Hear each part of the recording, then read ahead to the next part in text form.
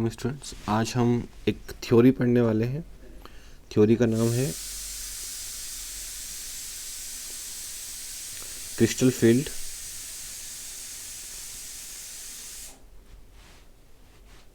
Field theory. Short में इसको कहते हैं CFT।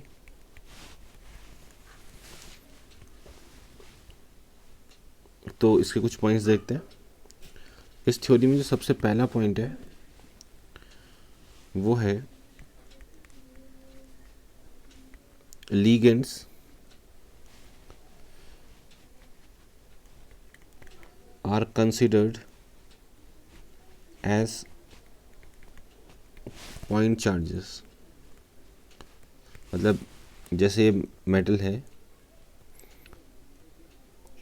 तो लिगेंड को पॉइंट चार्जेस की तरह डिनोट किया जाता है कि वो बहुत छोटे हैं,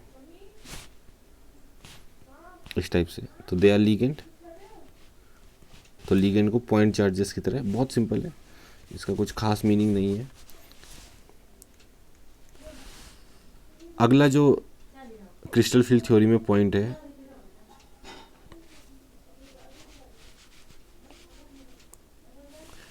वो ये है कि जो मेटल और लिगेंड्स हैं उनके बीच जो बाउंड होती है वो एक आयनिक बॉन्ड होती है।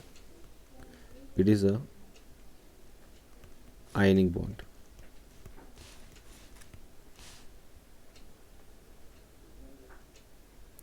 ठीक है, तो कोवैलेंट बॉन्ड नहीं होती, वैसे एक आयनिक बॉन्ड होती है। तो हम ये कह सकते हैं द नेचर ऑफ बॉन्ड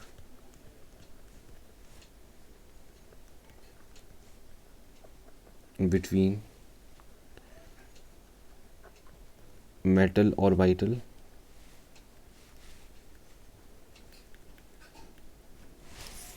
अभी आपको ये सब समझ में आ जाएगा कि हम क्या बात कर रहे हैं जब हम इसको डिटेल में एक्सप्लेन करेंगे। The nature of bond between metal और vital and ligand is purely ionic. वो एक आयनिक बॉन्ड होती है। कैसे, ये हम आगे देखेंगे। इसके बाद तीसरा पॉइंट बहुत इंपॉर्टेंट है।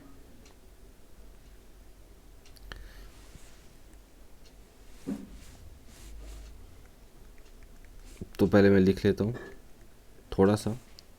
All the 5d orbitals of metal atom are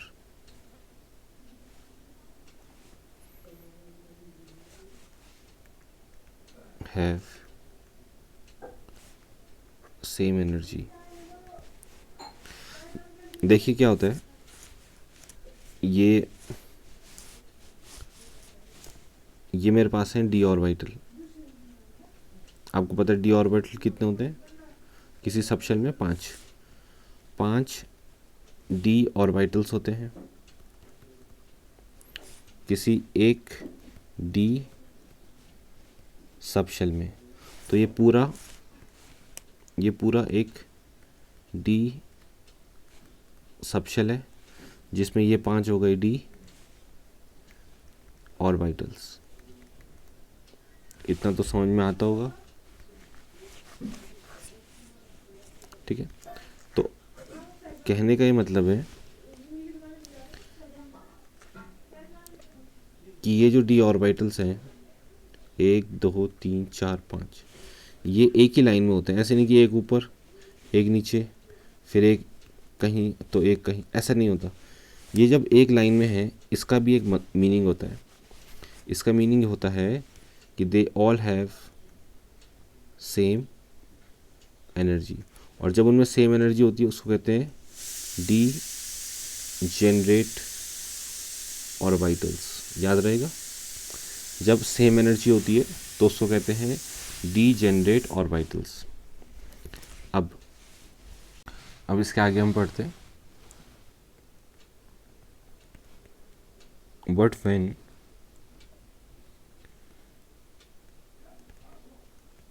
ligands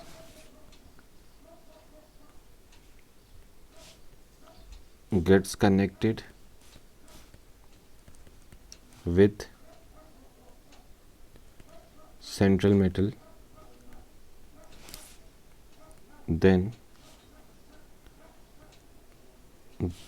the energy does not remain same.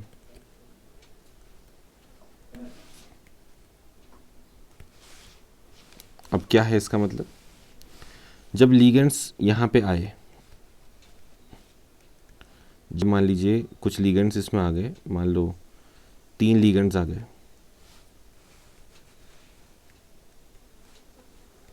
तो जब 3 लीगेंड्स आए तो तब इनकी एनर्जी सेम नहीं होगी।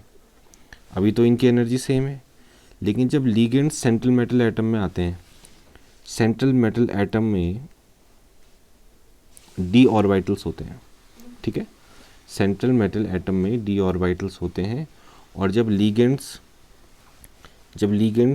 उन मेटल एटम्स की तरफ आते हैं तो वो इसकी डीजेनरेसी को डिस्ट्रॉय कर देते हैं। यानी कि पहले उनकी एनर्जी सेम होती है और जब लीगेंड अप्रोच करते हैं तो उनकी एनर्जी वो बिखर जाते हैं। आप देखो उसके बाद